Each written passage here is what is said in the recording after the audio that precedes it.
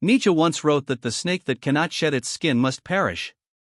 Most men today are dying inside their old skins, not because they're weak, not because they lack information, but because they think too much and act too little. And the worst part? They believe the thinking is the work.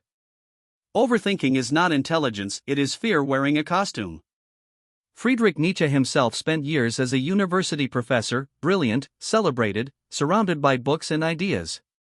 But it wasn't until he walked away from academic life, left the salary, the tenure, the approval, that he wrote his most dangerous work. The thinking wasn't the problem. The refusal to act on the thinking was. Most men you know who have a plan have been refining that plan for 3 years. The plan is a shield. When the brain generates endless analysis, it triggers the same dopamine loop as actual progress. You feel like you're moving. You're not. The prefrontal cortex, your planning brain, can literally suppress the amygdala, the part that pushes you into discomfort and action.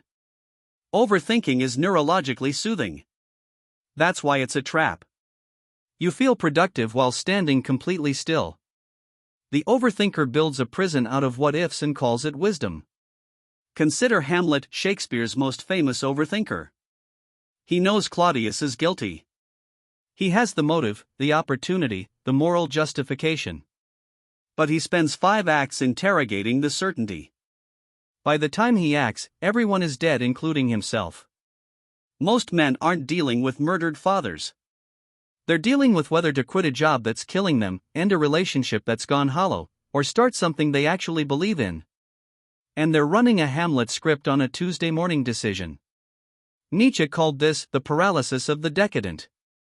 When a man lacks the will to impose his values on his own life, he compensates by endlessly examining all possible outcomes.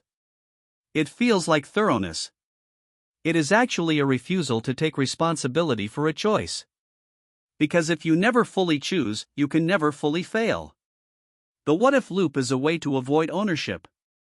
Overthinking destroys your instinct, and your instinct is your real compass.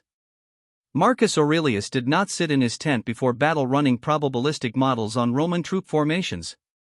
He trained his judgment through years of stoic discipline so that when the moment came, he could act from character, not calculation.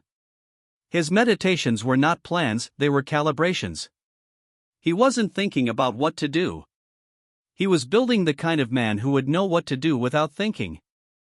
Your gut response to a situation is compressed wisdom, pattern recognition built from thousands of experiences your conscious mind can't even access.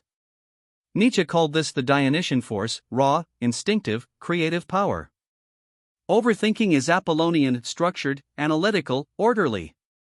You need both. But most men today have strangled the Dionysian completely. They've been conditioned since school to defer to process, to ask permission, to double-check. The result is men who are intellectually sophisticated and personally paralyzed. The overthinker confuses depth of understanding with readiness to act, they are not the same thing. Viktor Frankl survived Auschwitz. He lost his wife, his parents, his manuscript. In that camp, there was no time to build a perfect philosophical framework before deciding whether to keep living. He chose meaning under conditions of absolute horror, not because he had fully understood suffering, but because he was willing to act from an incomplete understanding. His entire school of logotherapy is built on the idea that meaning is found through engagement, not through analysis before engagement. Nietzsche's concept of amor fati, love of fate, is not about accepting everything passively. It's about throwing yourself into life so completely that even the painful parts become fuel. You cannot love your fate from a distance. You cannot develop real conviction about your own values by reading about other people's values. Readiness is not a state you reach through thinking. It's a state you reach through doing, imperfectly, repeatedly, with skin in the game. The most dangerous overthinker is not the one who thinks too much about the world, it's the one who thinks too much about himself.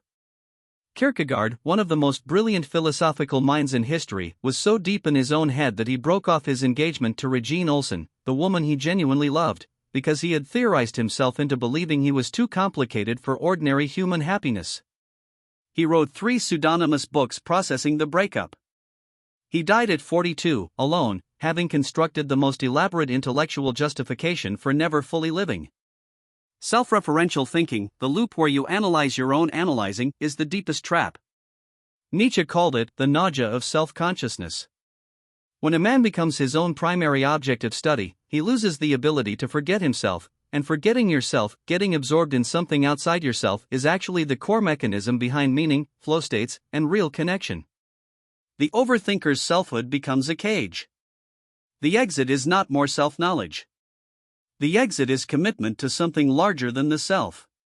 Here is what you need to take from this. First, thinking feels like progress, but it is neurologically designed to keep you comfortable and stationary. Real progress feels uncomfortable, and that discomfort is the signal, not the problem. Second, your instinct is not the enemy of your intelligence, it is your intelligence in its most compressed and battle-tested form. Nietzsche, Marcus Aurelius, Frankl, none of them were impulsive men, but all of them learned to trust the wisdom in their gut when the moment demanded it. Third, and this is the one most men miss, the deepest form of overthinking is not about strategy or career or risk assessment, it is about identity. When you spend more time thinking about the kind of man you are than actually being that man, you have already lost the thread. Shed the skin. The analysis was never the point. The point was always the move. If this hit something real in you, if you recognized yourself somewhere in this video, subscribe.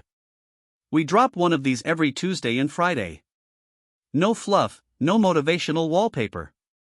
Just the ideas that actually change how a man operates. Hit the bell. See you Tuesday.